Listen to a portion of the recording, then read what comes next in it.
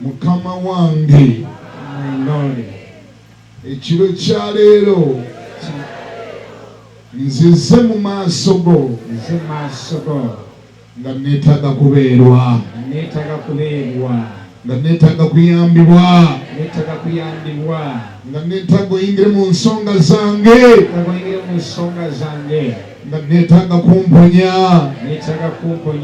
neetaaga kunsaasira neetaaga kunsonyiwa onsaasire onsonyiwe ebibi byange byonna bye nakola okuva mu buto okutuusa leero. Ayi Yesu obinsaasire obinsonyiwe onanze n'omusaayi gwo ogwayiika ku musaalaba Gologoosa.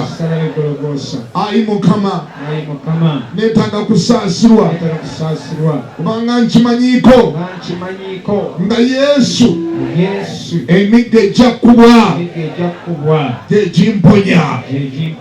Yesu tewaliwo nsonga ng'ate wamala okkubwa n'oyiwa omusaayi gwo tewali nsonga. Lwaki ate nze nsigala ndi mulwadde ate ng'emiggo gya kkubwa dda ate ng'omusaayi wagwiwa dda. Ayi Yesu onsaasire olwaleero ekiro kino ngabane kwekyo kye wankolera emyaka 12 egiyise.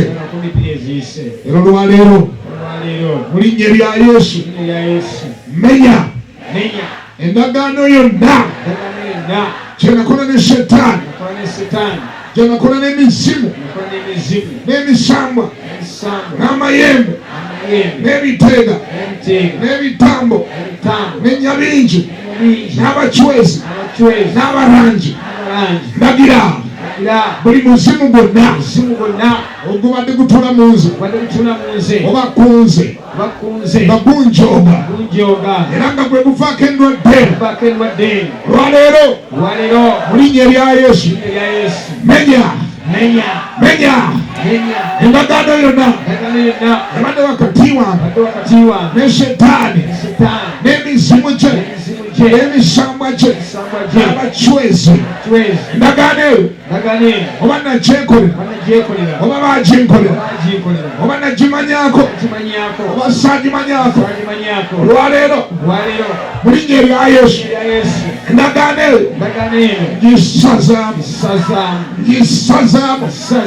ngisazaamu mu linnya lya Yesu era ndagira buli buzimu okubadde ku bulamu bwange na buli ndwadde ebadde ntulugunya tandika okunvaako nta kati mu linnya lya Yesu tobulamu bwange tombiri bwange tomugongo gwange tentundu byomubiri gwange tememe yange tamfumire yange tabaana bange temirimu gyange tafyuca yange tebirooto byange tobulamu bwange bwe Setaani n'emizimu gyo mu linnya lya Yesu mu linnya lya Yesu mu linnya lya Yesu mu linnya lya Yesu. Take Mukama. Raise up your hands. kama ntya Yesu Yesu olwaleero neetwalira okuwonyezebwa neetwalira okusumululwa okuva mu maaso ga Katonda era leka ayi Mukama amaanyi ga gawonya gagwe ku bulamu bwange essaawa eno omuliro gwo oguyokya buli ekitava eri Katonda buli ekitali kya Katonda leka gwe ku bulamu bwange bwokye endwadde bwokye gasiya bwokye endwadde bwokye emizimu ku ssaawa eno mu linnya lya Yesu emikono girekere waggulu. Katonda ng'ayinza byonna. The Almighty God. Kano ke kadde k'okusaasira abantu. This is the time of the mercy unto your people. Kano ke kadde mulindo.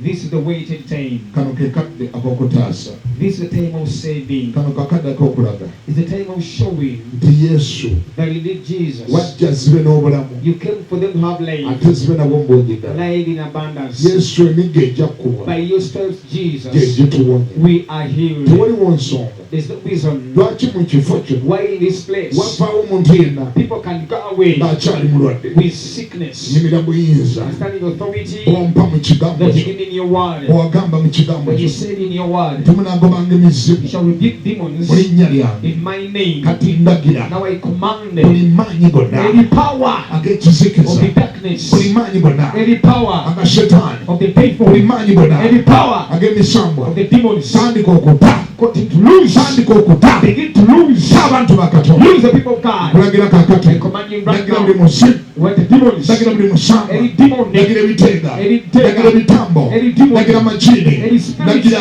he was a command, ndagira command, abachwezi all the kind of church, ndagira I command, abarangi all the barangi, ndagira buli musimu I command any esimu demon, egyeretanyoka n'egyebisindike egiriko endagaano n'ebyo ekitaliko ndagaano nkulagira essaawa eno ta abantu ba Mukama obulamu bwabwe tembiri kyabwe obulamu bwabwe obadde otulugunya obadde otulugunya obadde walwaza obadde walwaza obadde olwaza obadde otulugunya obadde otuga ekiro obadde okuba engoma mu mutwe mu linnya lya Yesu Omunazezi ndagira kiwadde gwe ndagira kiwadde gwe ekibadde mu magulu ekibadde mu mikono kibadde mu kifuba kibadde mu mikono kibadde mu mutwe kibadde mu bwongo kibadde mu lubuto kyakwatwa n'abaana yalemesa abakazi okuzaala nkulagira bayo nenakyo badde otula nenakyo badde okweka bakulamba omukazi bakulamba omusajja bakulamba omulenzi oyo mu emizimu egibadde gijja ekiro neyebaka ku mukazi oyo egyamuwasa ki spiritual husband kulagira kakati nkusindikira omuliro kusindikira omuliro kusindikira omuliro wabere wayambuye baashayamba abantu baashayamba kulagira badde otula bajo badde otula bakula bwabwe bakumigongo kyabwe bakula bwabwe obadde wasiranya bwewabuza emirimu bwewabuza obufumbo bwewabuza ezadde bwewabuza emirembe bwewabuza okutuula bwewabuza okweyagala bwewabuza okwebaga bwewabuza otulo bwewabuza emirembe mulagira fire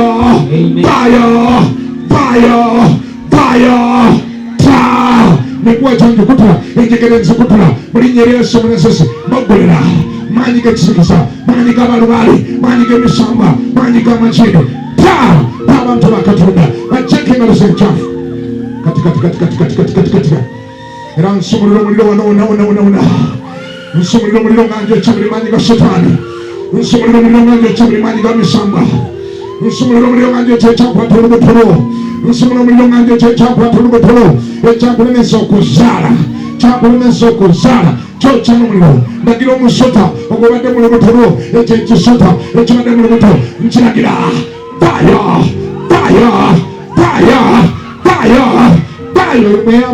oyo muyambe baasha nakatakulabagatabagababa ndagira buli maanyi gakizikiriza okuvaayo ndagira buli maanyi ga Setaani okuvaayo ndagira buli ekyakwata obulamu bwekikute yokya n'omuliro buli ekibadde kikutoga na buli ekitali kya Katonda nga bwe kyawandikibwa buli kisimbe kyonna kitava omubiri kyatasimba kirisimbulwa ndagira buli kyonna ekibadde mu bulamu bwo nga Katonda si yakiteekamu nkiragira okuvaayo Vaayo buli ekitava eri Katonda, buli omulabe kyekukusa, buli omulabe kyeyaleeta, buli ekyajja mu bulamu bwo, buli ekyakwerippako, buli kyebakuliisa mu linnya lya Yesu Omunazesi, ebyo byakuyingiramu nga biyita mu bye walya, biwutta mu bye wanywa, bye bakunywesa, bye bakuliisa, mbiragira biseseme, biseseme, biseseme kati ndagidde kyakwata amagulu go kigate, kyakwata emirimu kyo kigite, kyakwata amaka go kigate, kyakwata abaana bo kikute, kyakwata obulamu bwo kikute, ebadde bikujjira mu birooto, ebijjira mu birooto, ebikutuluga ebikutuga ekiro, ebikutugira mu birooto, biragira vaayo, tomalira budde, vaayo mu linnya lya Yesu, mu linnya lya Yesu.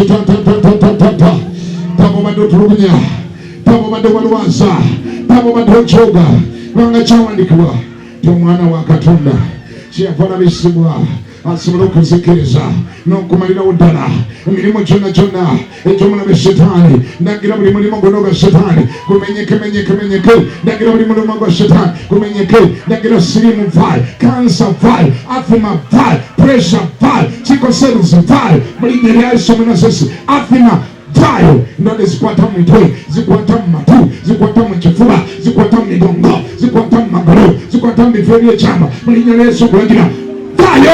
Tobulamu bwe omuyambe ali awo, oyali omuyambe n'oyali omuyambe makata kurababababababa. Buli ali wano nteeka emikono waggulu, tandika okukola erinnya lya Yesu, tandika okukola erinnya lya Yesu. Bayibuli egamba ti buli alikowola erinnya lya Mukama alirokoka. Buli alikowola tandika oddikowola, kowola Yesu, kowola Yesu, kowola Yesu, Call upon Jesus. kowola Yesu, Call upon Jesus. kowola Yesu, Call upon Jesus. kowola Yesu, Call upon Jesus. kowola Yesu omuliro Call gukwambala, upon Jesus. kowola Yesu, Call upon Jesus. kowola, Call Jesus. kowola, Call Jesus. kowola Yesu, Call Jesus. omuliro gukwambala, The fire is burning upon this place. omuliro gukwambala, The fire of Jesus is upon this place. omuliro gukwambala, The fire of Jesus is upon this place. kowola Yesu, Call Jesus. samba Yesu nyange, Jesus, help me. Yesu nsase, Help me, Jesus. Yesu nsumulule, Have mercy upon me, Jesus. Yesu ntaase, Help me, Jesus. Yesu mponya, Give me Jesus. Yesu mponya, Give me Jesus. kyogere,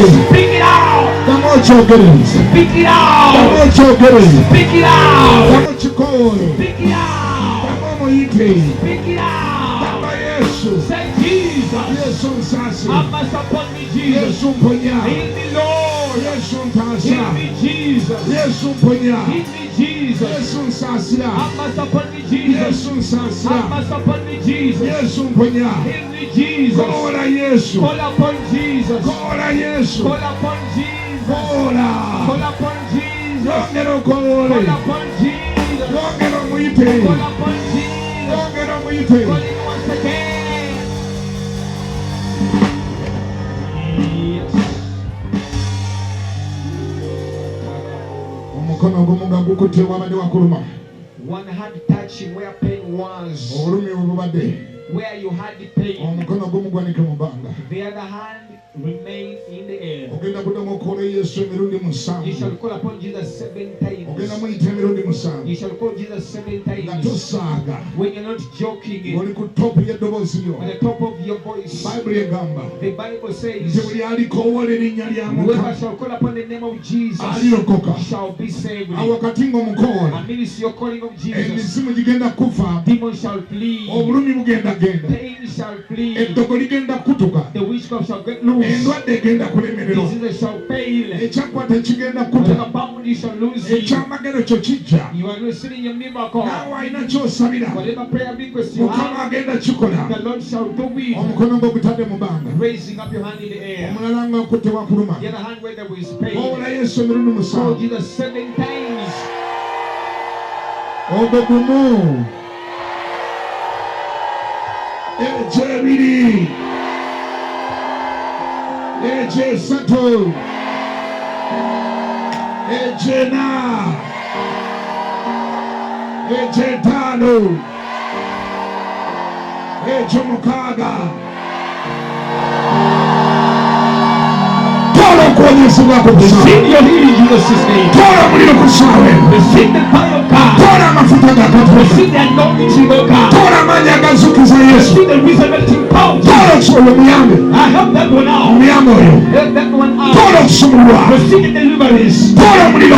Receive prayer. Tola ekisa. Receive grace. Tola ekidiba kya Mukama. Receive the glory of God. Tola okuwonyezebwa. Receive healing. Nambye tola okuwonyezebwa. Receive healing. Nambye tola okuwonyezebwa. Receive healing. Nambye tola okusumulwa. Receive deliverance. Ate mukubire mu ngalo nga zinoga. Give Jesus a mighty, mighty hand clap. Continue to clap for Jesus. Continue, go ahead and clap for Jesus. Go ahead and give Jesus a thunder of say, Jesus, I thank you because you have healed me. Say, Jesus, I thank you because you are healing me. Jesus, I thank you because you are delivering me. Jesus, I thank you because of what your life is. Jesus, I thank you because of the sacrifice you have for us. Jesus, I thank you because of delivering me. Jesus, I thank you because of having mercy upon me. Jesus, I thank you.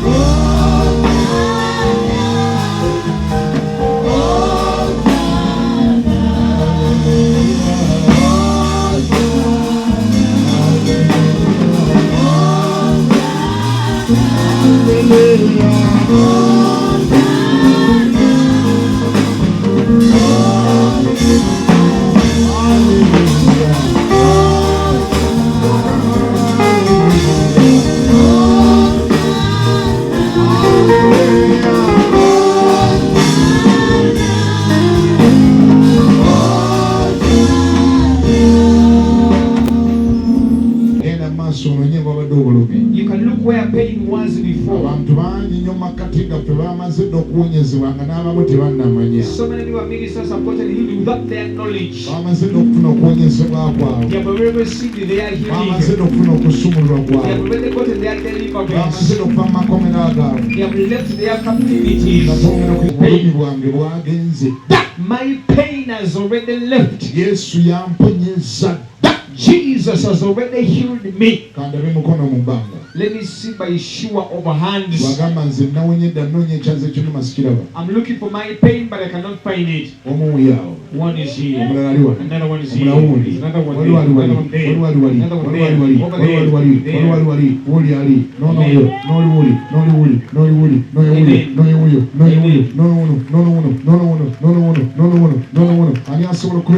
How many people can clap for Jesus?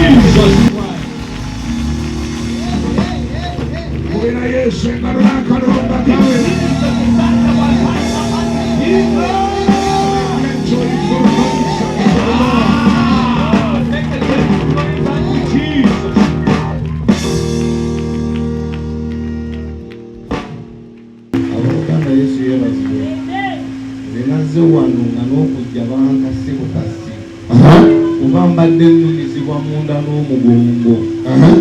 Naye buno obudde bwenjogerera kati n'amazina nsobola ozzina. Omugongo gwawonyedda? Gwawonyedda. Kutamamu tulabe. Toyina kyowulira? Yongera okutamamu tulabe. Mbukiramu tulabe obanga ddala omugongo gwawe. Hallelujah. Hallelujah. Amiina. Banange nze neebaza Mukama okumponya. Nabadde nva waka.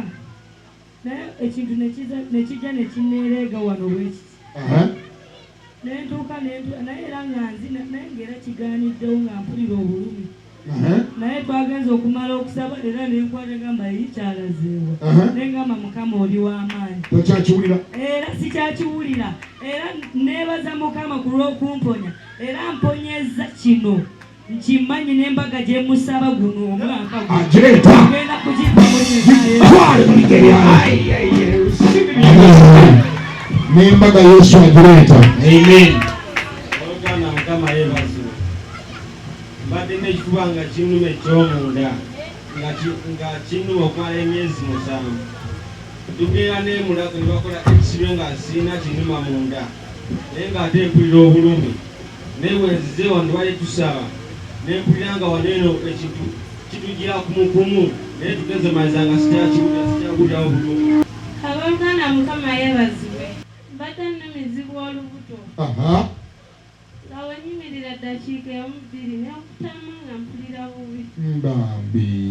Nagendako ne mu ddwaliro awo Nsangi nga mmanyi tino olubuto olutuusa ozaalibwa. Ne nnemererwa.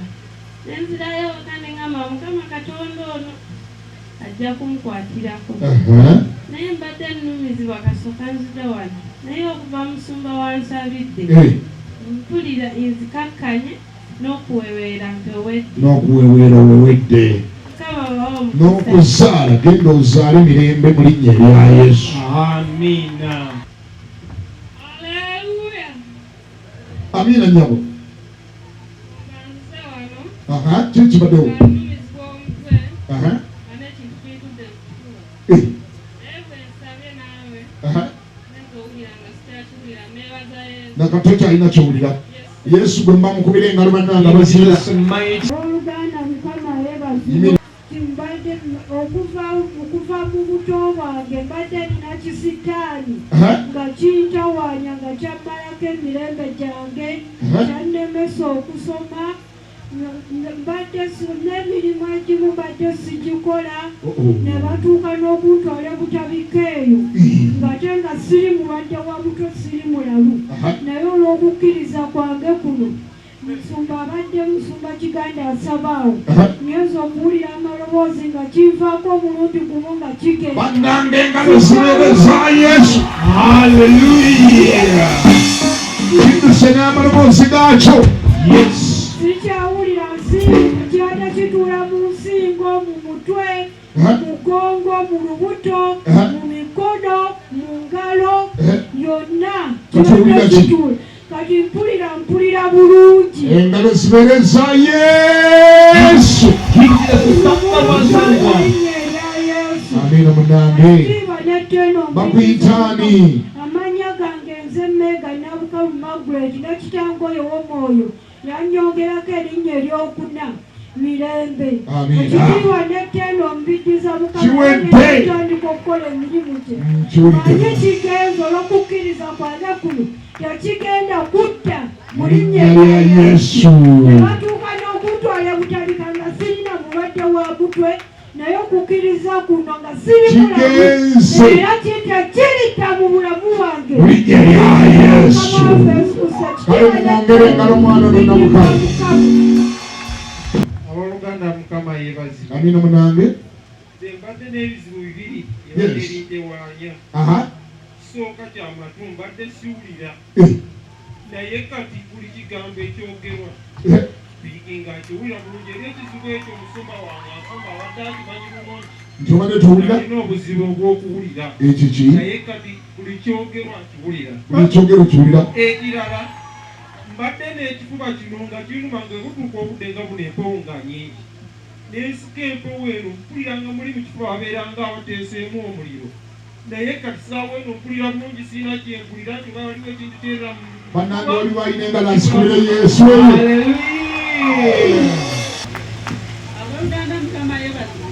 Amanya gange bampita n'amala Maureen. Nsabira owamusumba Mwesigwa Dandi. Nazze wano nga mpulira mu nnyingo nga munduma.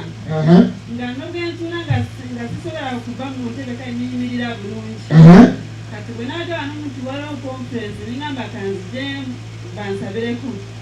Naye bwe twadde nga tusaba nimpulira nga kale walonga ekintu ekikola omulimu mu nnyingo zange zonna mu nnyingo z'amagulu nga kiteekamu omuliro ne mu nnyingo z'emikono. Naye kati bwe twadde nga tusaba ntumaliza okusaba ningenda kukola bwensiribwa nga tugatuwane awantu tulina kyowulira engalo zibereza Yesu bannange. Amen. Abooluganda Mukama yeebazibwe. Amina munange. Haleluya. Amen. Bana amanya gange nze Nalongo nyongerako eryokubiri nti Nambowa. Nsabira wa Pastor Kayongo wali wansi enaku zino bali nafuna accident nga nanafuwa sitasobola kujja ku church kusaba. Naye Pastor bw'osabye kulira wawungali newetukawe sikyalina kyembu obulumi bwonna bugenze engalo zibereza Yesu n'emuli.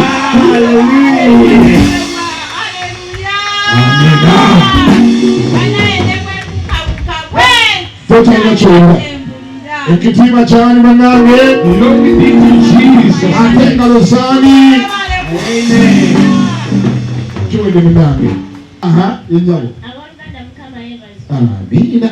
Nze neebaza Mukama mbadde ekintu nga kimpula mu kifuba nga kintambula nzenna naye nga buli lwentandika osaba ne mpulira nga kitambula buli wamu nga kitambula jasi mu kifuba okwetola ekifuba nga bwensiiba sikiwulira wenziramu nga sisiibye ate enda okuddamu nga nkiwulira naye wembaasika bwekyo omukka nga kinduma nga mpulira peyini muli naye mbadde wano nga tusaba amazima nempulira kale ng'emmeeme ensimbuuka naye sisesemye naye nebaza Mukama nti newesise bwekyo Abooluganda Mukama yeebazibwe. Amina. Nze neebaza Mukama mponyeza olubuto mbadde nina ABSA nga zirumidde omwaka mulamba naye kati obulumi sikyabulumi. Ekitiibwa kibeere kya Yesu bannange. Yes. Amina munange.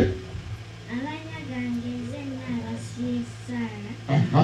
Neebaza Mukama kuba mponyeza olubuto n'ekikeeko. Libadde nga lukuluma. Libadde Libadde byatandika ddi. Bbanga liruddeko. Kati owulira ki essaawa eno? siwulira bulumi. Towulira bulumi. Obulumi bugenze. Engalo n'endolo bibere bya Yesu. Haleluya. Amina. Haleluya. Amen. Kama yeebazibwe. Amanya gange Nyemugabo Saidi omusajja Munyarwanda. Neebaza nnyo Katonda olunaku lwaleero naze nga ndi mweraliikirivu. Baana bange badde mulwadde nnyo nnyo nnyo. Maama wasoose kungaana ne mugamba kambeere mu maaso ga Mukama ajja kukola eby'amaanyi. Ne mugamba bwewabawo obuzibu bwonna nkubiraako essimu nkomeyo waka.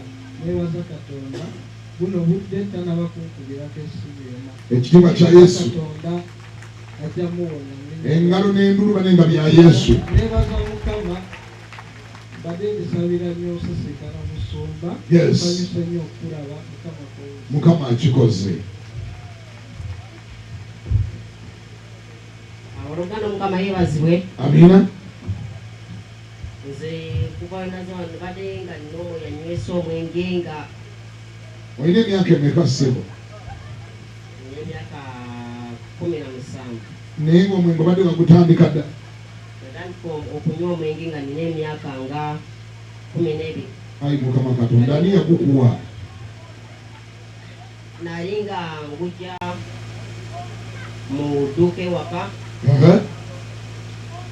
nga nnyo omwenge nga ngutwala ku ssomero. Ayi Mukama Katonda. Naye ngugabirako bayizi bannange nga bwe bakuba kadde akabureke akalanki gw'omwenge oba nagwo nga tutugenda nga nze nkwata ensawo yange nga tugenda mu kisaawe nga tunywa omwenge. Abayi. Naye okuva bwe naziwala ne tusaba era ng'omwoyo anywesa omwenge bulijjo nga namweyambudde. Agenze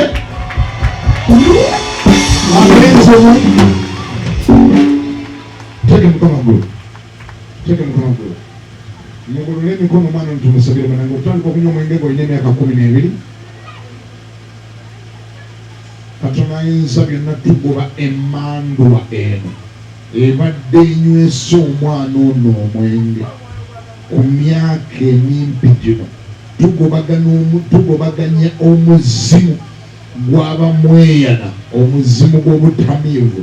Tukulagira mukyekingalo zekyalo toddaga linnya lya Yesu. Abooluganda Yesu yeebazibwe. Amannya nkutibwa Natasha Florence. Nsumba mbadde nnyina obuzibu wano nga ku mutima nga bwemba nnyimba nga nsinza ng'ekintu kinfumita ku mutima ng'omukasi gubaka bulungi. Naye wenzize wano entuse mu kifo wano eno mazima mpulira nga mubaddemu ekyenjawulo mu ndamuuzi ekinva. Kati mpulira wensika omukka wemba nga nsika bwenki sina kyempulira. Takyalina kyowulira. Yesu gwe tuba tukubala ngalo nga ziruga. Yes. Abooluganda Yesu yeebazibwe. Amina. Nze neebaza Mukama nazze wale eno ng'enseke zinnuma. Nga bukyanga ntandika genda mu dayizi zange enseke zinnuma naye neebaza Mukama olwaleero nazze zinnuma kati mpulira sirina kyempulira. Tolina kyowulira. Zaawonyedde enseke. Yesu awonye n'enseke. Oluganda Mukama yeebazibwe. Amina. Nange neebaza Mukama nti wiiki eno yatandika okuva ku maani. Ekyamazima mbadde nga sisobola kuwanika mikono gino okumala ddakiika 3 newemba nsaba mpulira nga mbeera mpulira ekintu nga kinnyenyaye mayiriza nzise wansi neteka emikono wansi kyekimu n'amagulu. Kakati eno Crusade nabadde sigendako nalina plan nga ngenda kujja naye olwaliro wabaddewo ekituuseewo kale esaidi gyembeera. Kakati nga mulisitani anumiriza ngamba tokola ki togenda neŋŋamba nedda nina okugenda. Naye neebaza Mukama ti Pasita Kiganda wagambye tuyite Yesu emirundi 7. Ekyamazima mpise Yesu. Ekyokubiri bwe tusinziza oluyimba touch my body. Mpulidde ekyamazima mpulidde ekintu nga kifuwa emikono gino nemala neŋŋamba oba tebiwonye nenkola bwenti nempanika emikono 10 dakiika 5 banaye nga tegikyannuma n'amagulu tegakyannuma era engalo n'endulu zibereza Yesu.